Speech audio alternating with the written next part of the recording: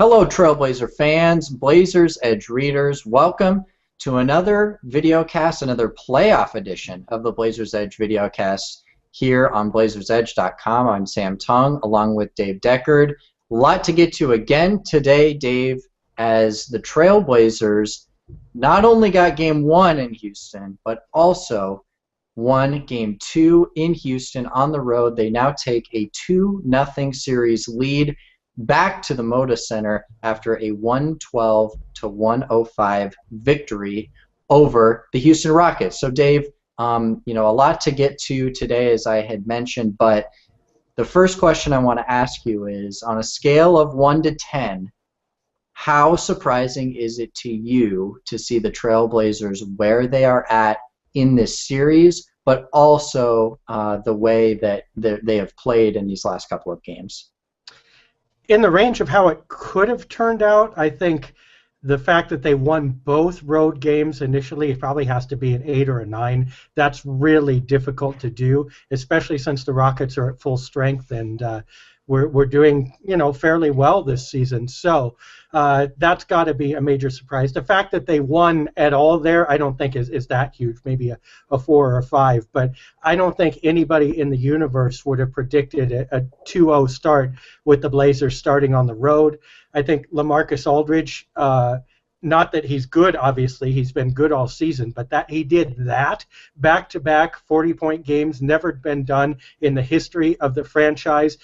Did it in 2 completely different ways from Game 1 to Game 2. That's got to be a major surprise. James Harden performing poorly is a major surprise. Bundle that all together, and you're pretty high on the surprise scale. Even though you're not surprised Portland's doing well, you're surprised they're doing this well. Dave, I'm going to one-up you. It's an 11 out of 1 out of 10. to think that they could go into Houston, as you said, winning one game, I think would have been fairly surprising for this team, just because it's inherently difficult for teams to win on the road. But for them to get 2 wins, especially with the way Aldridge did, it was. I don't think anyone could have realistically expected that was what was going to happen. Well, I'm saving my 11 because here's the deal. Not to jinx anything, the Blazers still have to win 4 games. It's possible they could go on a 4 or 5 losing streak and still drop this series. Let's not get too far ahead of ourselves. But the Blazers get to the second round. What people nationally are not going to realize is if they play San Antonio, the Blazers actually match up better against San Antonio than they do against the Rockets. So everybody nationally is going to look at the record and look at the Spurs and say, there's no way the Blazers win. That's going to be your 11 right there, because I think the Blazers have a chance to get to the conference finals if they can get past the Rockets. So I'm leaving a little space, like a good Olympics judge on the ice skating rink. I got to get an 8 or a 9 so that I can pump up the 11 when we beat the Spurs. Can't totally count out that Dallas isn't going to be in that series either after they stole home court advantage. But topic for a different day, Dave. Exactly. You talked about LaMarcus Aldridge. I mean, he has been the talk of the NBA this playoffs because of those back-to-back 40-point games. One of only a handful of guys on a list with, Allen Iverson and Kobe Bryant and Michael Jordan and some of the greatest scorers of all time in the NBA, and he put on that type of performance, and not only that, doing it on the road. So I want to ask you, Dave, he obviously had the monster 46-point game in Game 1, but backed it up with that 43-point performance in Game 2. I'm curious, which one was more impressive to you? The Game 1 outing where the statistics were better, or the Game 2 outing where Houston had a little bit of time to prepare, yet he still torched them for 40? I think it's the second one, simply for that reason, and because they put bigs on Aldridge and made him stay outside, so the shots were harder, and he still hit that many of them. And I think the progression here, in one way, I want to let the Rockets have it, because how can you let the opposing team's 1A option go off on you twice without a hint of a double team anywhere? However, I do understand it, kind of like Chris Rock. I understand it, right? Even though I don't agree with it, okay? Because the first game they had Jones on him. They figured they were going to do what they did in the regular season, and Aldridge pulled a fast one. He took Jones inside all the time. That's how he got his points. So Houston says, we'll adjust. We will switch. We'll put centers on him, keep him out of the middle. Now he scores 43 on you, shooting over the top. Now, we're going to see in Game 3 whether Houston is just stupid or whether they're a full-on candidate for the Darwin Awards, depending on how they guard him. Because if they do not send extra men against Aldridge and make someone else beat them, I don't know what they're thinking. Obviously, his average is going to come down at some point. Even he was surprised by the 40 points in Game 2.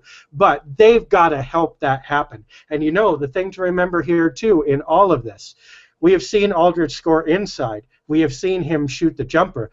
We haven't seen him pass yet. So it's going to be interesting because he's got another option that they haven't seen yet, which is when they double team, he can hit those outside shooters. And if Batum and if Matthews and if Lillard can start sinking threes in Game 3, Houston is just going to have to throw up their hands and say, we quit. What do we do? Because the Blazers will then have beaten them a third straight time in a third different manner, at which point they just go home, I think. And that's something that we saw at the beginning of the year, Dave, when the Trailblazers were playing so well. As you said, depending on how the opponent defends Aldridge, they can really maneuver around that. They can be creative around that. And I think that now you're seeing that they are having that ability. I'm with you. The Game 2 performance was extremely impressive for me, and I think the reason that it was most impressive, Dave, is because Portland was taking haymakers from the Rockets at the beginning of that game. And LaMarcus Aldridge on the other end of the floor was slowly but surely keeping them in that basketball game. If he had if he hadn't scored those 8 or 10 points, whatever it was, in the first 4 or 5 minutes of that first quarter, Portland could have been down 15 points really quickly. And it would have been difficult for them to come back because the Rockets were playing so well. And, I really thought that was the most impressive part, at least for me, was to see him, individually keep this team in the game, and for them to be tied at halftime. I know you were talking about it. It was really kind of the buzz on social media was, they had a real shot to win that game, and I think that the reason that they were able to stay in that game was because of the way that Aldridge played at the beginning of the first quarter, which was the most impressive part to me. Absolutely, and Howard let them have it, and they knew they had an advantage there. I mean, they played it kind of in Game 1, but they obviously decided we're going to play our trump card right away, straight up in Game 2, and Howard just destroyed the Blazers. And yet here's Aldridge off on the side going, I'm still here, and we're still here, and yeah, you got the lead, but watch this. And then Howard got winded, Howard got tired, Howard got in foul trouble, and frankly, Howard had more teammates to keep happy than LaMarcus Aldridge did. The Blazers don't care right now who scores the ball, and if it takes Aldridge taking 30 shots, they'll go for that. That's playoff basketball. The Rockets seemingly still have kind of another agenda going on or two, and they are playing a step behind right now. They're playing yesterday's advantage. They may also be, as you point out, one of the things that you said at the beginning struck a chord. The Blazers set this up by their play all year. McHale is looking at tape and seeing what the Blazers do to teams who double team, and he hasn't tried it yet. But he's going to have to. And in a way, the Rockets are playing yesterday's game. The Rockets are trying to anticipate tomorrow's game and not get burned. They haven't yet played today's game. And the Blazers have taken it to them twice now. Well, the first one was, close, but this was a definitive win because the Rockets just don't seem like they're present in the game with the right agenda and enough commitment. And Portland's taking advantage. What seems a little ironic, Dave, and I know I'm young, but I do, I'm not going to say I'm a basketball historian, but I do know a little bit more than probably most 20-somethings about the history of the NBA. And I was actually watching a lot of a video of Kevin McHale when he was playing in Boston, and really his game was that back to the basket. He's 6'10", he's a lanky guy. I don't think he has the same mid-range game as LaMarcus Aldridge, but with his back to the basket, there was no question the type of comparisons, at least that I was seeing, especially McHale's that patented up and under move, the pump fake and sweep through and get his defender in the air. That's exactly what LaMarcus Aldridge is doing, and it seems curious to me, Dave, that the man who almost invented that, or was one of the guys that really perfected that maneuver in the paint, he doesn't even know how to defend it. It's almost like he's trying to figure out how to defend himself to a certain extent, yet the Rockets are still having trouble. I think that goes to show how dominant LaMarcus Aldridge is playing right now, because as we've kind of established, whatever you do, there's always going to be an answer from the Trailblazers if LaMarcus is playing the way that he is right now. Absolutely. And McHale's problem, besides being able to defend Aldridge, is that he's got 1.25 of his two superstars going right now. I mean, Howard's had 2 good games, I think, although you might be able to boil that down to 4 good quarters in 2 games, which has been a problem. He hasn't been as consistent and as dominant for 48 minutes. But, we'll let Howard off the hook. He's done well. Harden just has not shown up, and Harden is beating himself in many ways before he even catches the ball, it seems, because when he has been decisive, when he has read the defense, he has gotten good shots. There's nothing wrong with his ability to score the ball. He just seems to be making the wrong decisions and coming with the wrong mindset before he even catches it. And it ends up, I said in the game recap, he's like in opposite land right now. When they need a quick score, he's dribbling the clock away. When they need a measured possession, he's shooting quick. When he should drive, he's holding the ball and shooting over the top, and vice versa. When he has an open jumper, he's hesitating. The guy is not right in the head right now. And I don't know whether that's because he's not comfortable playing with Howard and the focus that Howard is getting and it's not his team, or whether, some of it obviously is Portland's defense. But, I have a hard time believing that anything that Portland changed between the regular season and now changed Harden's production from superstar a couple months ago to just inept at the moment. And it seems like he, above all, is just not on the same page with his coach, with his team. And I think McHale's looking at this guy probably and saying, look, Howard's our dominant big man. What are you doing?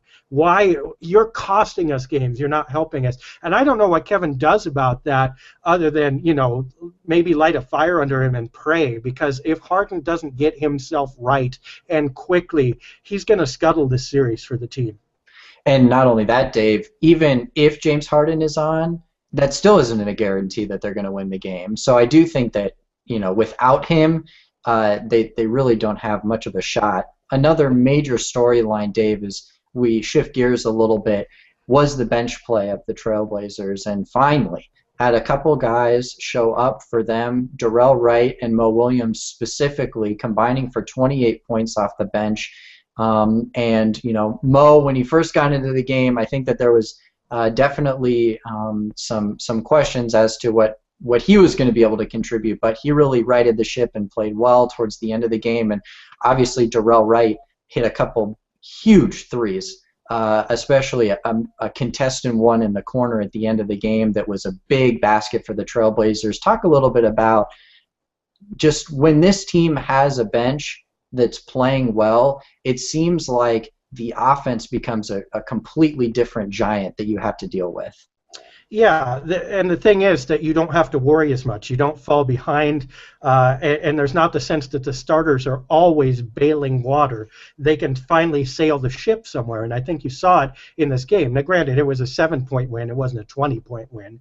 But those 7 points came in large part because the bench finally did something. Yeah, the bench does nothing in game one, and it's overtime by the skin of your teeth, win by 2 points, hack it Dwight, you're behind by double digits in the fourth, and having to conjure ways to win, instead of being able to actually win like an NBA team, looking good and looking like you have some control over the game and your opponent.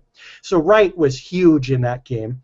Mo Williams, I think, did adequately. 4 for 8 shooting is obviously good for Mo. He had some other problems, as he often does, but he at least was kind of in the middle there. The other guy that's made a couple key contributions, although his overall play has been spotty, but we shouldn't forget Thomas Robinson. He's had a couple of really nice blocks, defensive plays, rebounds, getting in the heads of the superstars a little bit. It's funny because T-Rob, he's up and down, but when you give him a chance to go against a big dog, he likes to fight. So he's gotten rebounds from Howard a little bit. He swatted James Harden, and he likes that kind of thing. So that was nice to see. Again, you wish he had a little better contribution, but he also deserves some mention. So when the Blazers bench does something, it makes the whole game easier for them. They don't need the bench to win the game for them. They just need the bench not to lose it. Dave, now we look forward to Game 3 on Friday night.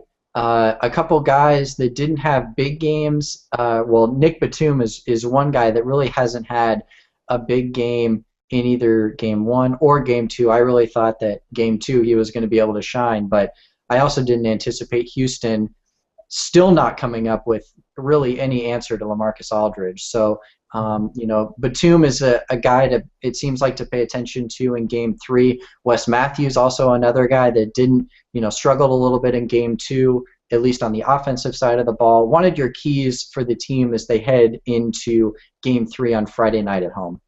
Yeah, I think you hit it. I mean, one of two things is going to happen. Either they're going to double team like you just described and like we talked about, in which case all that has to happen is Batum, Matthews, Lillard, Wright, whoever, hit some three-pointers early. And if you do that, the Rockets will be lost. I don't mean they'll automatically lose the game, but they'll look at their third defensive scheme in 3 games not working and go, oh, crap.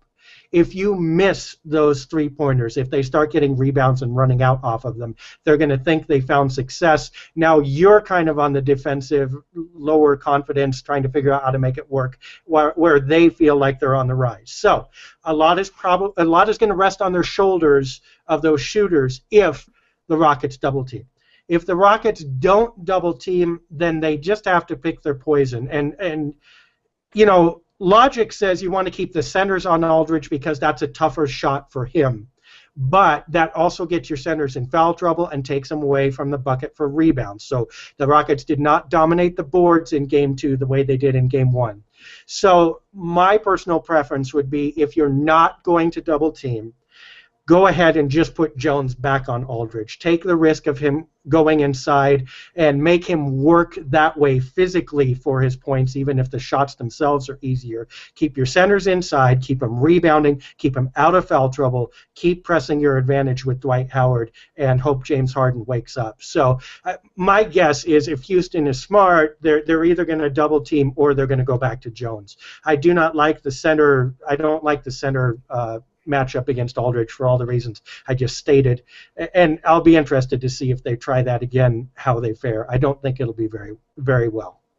Dave, what's so interesting and really the importance of going up 2-0 on the road and what makes it so difficult for the team with home court advantage is the fact that normally when you win one on the road and you steal home court advantage, the pressure is on you when you're at your home floor to make sure that you keep winning and retain that home court advantage. There's all the pressure in the world on Houston to win this game, Dave. Portland has the pad. They have a little bit of a, they have this this kind of safety net that they've collected now that they've won 2 games on the road. And there's not a whole lot of, there's obviously pressure on the Trailblazers because if they end up losing this series, that's going to look, pretty bad. But it seems like all the pressure in this Game 3 has to be on Houston because if they go down 3-0, there's nothing they're going to be able to do. And they, and not to mention, if you're down 3-0, there's a reason, and it's likely because you're the inferior team. So it seems like this whole thing is setting up well for, kind of the, well, why not us attitude that, we've seen from the Seahawks and a couple other these Northwest teams. It really seems like the Trailblazers can harness that because they got those two wins on the road. Absolutely. And the only thing they really have to watch out for is making sure they deal with success as well as they've dealt with adversity and the underdog status, which, frankly, they've been up and down with a little bit mentally, emotionally this season. It seems like every time they've finally made a breakthrough and feel comfortable, that's when they start losing again, and they give it right back, both in terms of in-game, giving back leads, and over the course of the season against tougher opponents. But they're going to have to work really hard to not get either of these next two games, okay? Because Houston is in a fragile place right now and needs one little tip in order to tumble over that cliff. So let's hope the Blazers keep it together enough and treat these games seriously enough and execute well enough to give them that little shove that they need, and then we can all start celebrating. Because, and the last thing I'll say, this is the tipping point for the Blazers. Right here is the dividing line between a season that's good but not completely outside of the realm of possibility to a season that absolutely exceeds all bounds in every way possible. Because, everybody said at the beginning of the season they could have gotten to the playoffs, they could get to the first round, they'll probably lose there, and that would be a good season for the Blazers. It still will be. But if they get to that second round, that's not a good season. That's a paradigm-breaking season. That's a great season for this team and a great effort. So one little, tip, one little game, one little shove, and they can break the mold on the 2013-14 season. Let's hope they realize it and follow through. Well, we're going to get to see whether they do follow through, Dave, on Friday night, 7:30 local time at the Moda Center. The Trailblazers take on the Houston Rockets in Game 3 as the Trailblazers look to take a 3-0 lead over the Rockets in the series. And that's going to do it for us here on the Blazers Edge Videocast. A reminder, all the coverage leading up to as well as after that Game 3. It's a very busy weekend with the game on Friday and the game on Sunday. So a lot going on BlazersEdge.com. You will not see Dave and I until after Game 4, so we will actually be recapping those games over the weekend, and so make sure that you come back for that and stay here on BlazersEdge.com for all the news and notes, previews, and post games for these next couple of playoff games. So for Dave Deckard, I am Sam Tung. Once again, thank you so much for joining us here on the Videocast. Glad you could join us, and we will see you all in a couple of days. Take care, and we'll see you again soon.